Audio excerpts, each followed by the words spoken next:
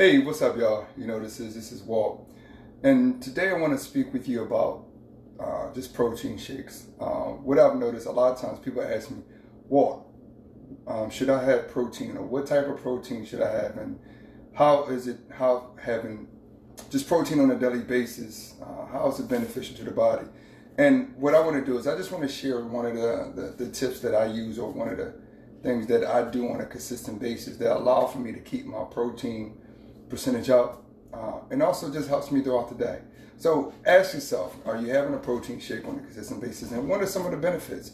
We all know that the benefits of protein, it helps with muscle maintenance, and also it prevents muscle atrophy with individuals that that is in an act of working out, or just want to maintain their muscle mass, because lacking protein, it definitely can wreak havoc on your body. So what I'm going to do, I'm going to show you one of the protein shakes that I drink, or I may have on a daily basis, because I am consistent with having protein, but just one of the ways that I make my protein shake, because I am strategic about what I do and how I do things, because I do care about what I put into my body. So I just want to show you how I make protein, how I make my protein shake, and that some of the important benefits, and also some of the important nutrients that I put into my shake.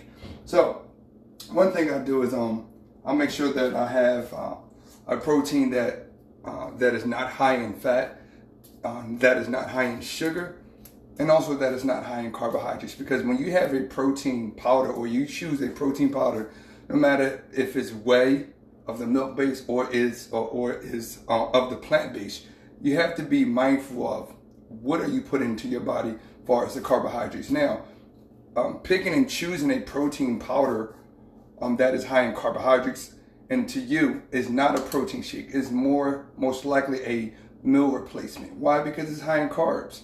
And that when you're trying to make that decision, you know what, I do want to have protein on a consistent basis, but is it the right protein? Is it not the right protein? So a tip for you that are listening, when you're choosing a protein powder, either of the whey family or of the plant family, make sure that it's not high in carbohydrates, because it now is labeled as a meal replacement. So one thing I do is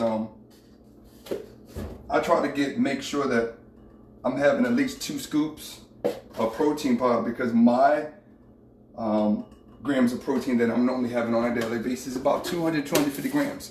So I make sure that I'm having a protein powder or protein shake probably after my breakfast, after my lunch. So I'm using plant protein today, because I just pick and choose back and forth from the whey protein and also from the plant protein. But now I'm choosing more of a plant-based protein powder, because being lactose intolerant. So I have to be mindful of the lactose that is in whey. So I may do 2 scoops. Also, I may add about 6 to 8 ounces of water. I do probably about a cup of ice. I add spinach to my protein powder. Why? Because the average person doesn't obtain or digest enough veggies, either yourself, or I may know a lot of times when we're going about our day, how many of you have veggies with every meal that you're eating? A lot of times you're not. But then also, with the benefits of spinach, is high in vitamin C, vitamin A, also B6, B12, and last but not least, it's definitely high in folate, which a lot of times for a woman, it helps with the DNA replication. So I make sure that I have my spinach. Normally I would have kale with it as a combination, because it is a superfood. So with me having a shake, I try to make sure that I have at least my kale and spinach in my shake. I may add some ground cinnamon to it, just to kind of give it some flavor. With that, also I may go with a ginger. The benefits of ginger. Ginger is an anti-inflammatory, which why? It minimizes inflammation throughout our joints on a consistent basis. So I'll make sure that I'm adding that, but then also it gives a nice flavor to it as well. So I may grate just a little piece of ginger into my shake. Now, for some individuals that don't know, I'm a fat boy at heart. So with me being a fat boy at heart, I try to make sure that I can have at least a sugar substitute to kind of curtail my cravings throughout the day. Because understanding trying to minimize your sugars totally throughout the day, it can definitely throw your mental off. So to trick my brain that I am having sugar, I may do a stevia. It gives me the same sweetness, but it doesn't give me the negative side of having foods or having anything that I'm drinking that's high in sugar. So now with this, I normally do a peanut butter. I can do the option of doing a peanut butter powder, or I may go with a peanut butter that I may add to my shake. Why? Peanut butter is high in what? It is definitely beneficial on the fat side. Peanut butter is not a good source of protein. If you turn around and look at your peanut butter is more higher in fat than protein. Turn around, 2 tablespoons. It's about 16 to 18 grams of fat versus 6 or 7 grams of protein. So for some of you that may have this understanding that that peanut butter is a good source of protein, it's not. Its main source is fat. So I'm mindful of the amount of fat that I'm putting into my scoop of protein, because I got to think about the rest of the day, the foods that I'm eating, are my food options, is it higher in fat or not? So what I try to do is I try to go with probably 1 tablespoon of peanut butter. Now with the peanut butter, what I like about the peanut butter, it gives some density to my shake. And if you don't know, having a protein shake by itself, it doesn't fill you up for a longer period of time. So if I know I'm out on the road or I'm going from one meeting to the next, I make sure I try to add some peanut butter that will allow for me to be not so hungry so quickly from 1 hour to the next. So I make sure that I add peanut butter, but I'm mindful of the amount of grams of peanut butter that I'm adding to my shake. Last but not least, I may do either a strawberry. Now with this is 1 strawberry. 1 strawberry I'm cutting up, because having a shake that's high in sugar is definitely not high. So now, if I am going to add any type of fruit to my shake, I'm mindful of it. Normally I would add a banana. Right? Banana is good. It is good in carbohydrates, also some good sugars.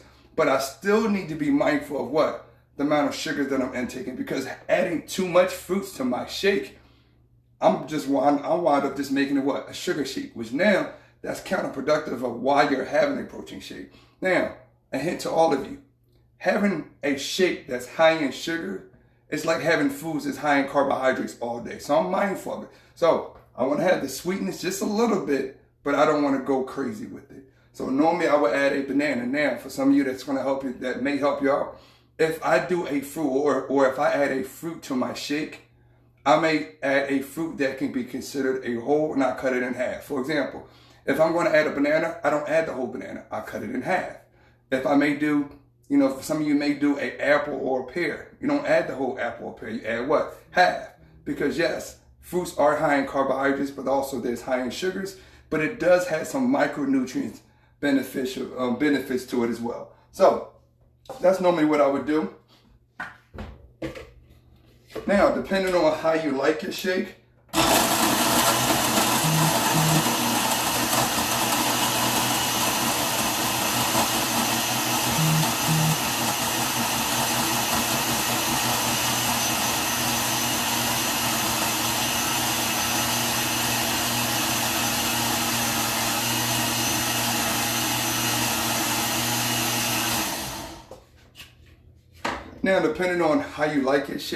some individuals may like it thick, some individuals may like it thin. It's all about your preference. So I just wanted to share some of the things that I do on a daily basis, because a lot of times people come to me saying, well, you eat healthy all the time. No, it's not that I eat healthy all the time. I just understand the components of healthy eating. So once you understand that, I can pick and choose when I want to do something, when I want to veer off to the left or veer off to the right, so that I'm not so strict all the time and every day, but I still have a baseline, right? So I just want to reiterate some things that I said to you in the beginning of the video, so that you may be able to take some things with you. One, I try to have my protein shakes between meals. Those are my snacks. So if I do a breakfast, I may do a shake. Then I do a lunch, then I do a shake. Then I do a dinner, then I may do another shake after that. And the reason why I have those shakes with the kale and spinach, because it keeps me what? It keeps me not thinking about, am I getting to my protein percentage? 1, 2.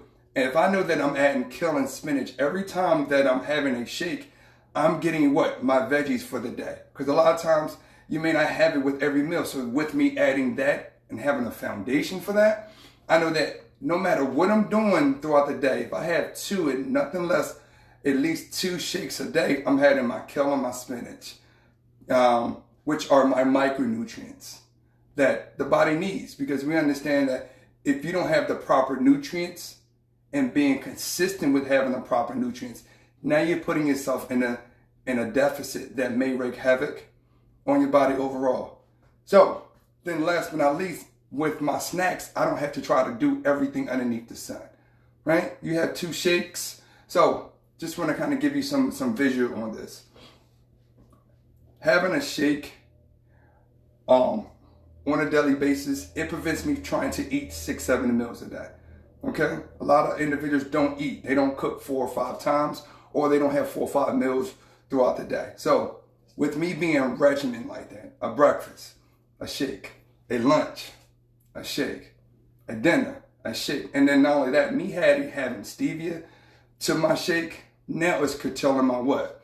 It's curtailing my cravings for the other foods that I don't suppose to have, or it's going to set me back from what? Getting to your fitness goal. So I hope this particular video helped you out. I hope it kind of gave you at least some suggestions on how you need to go about your day, what is going to help you get to your fitness goal, via not so much physical eating, because if you don't get the eating right, everything else is going to fall to the wayside. So I hope this helped you out. And if you need me, you know where to get in contact with.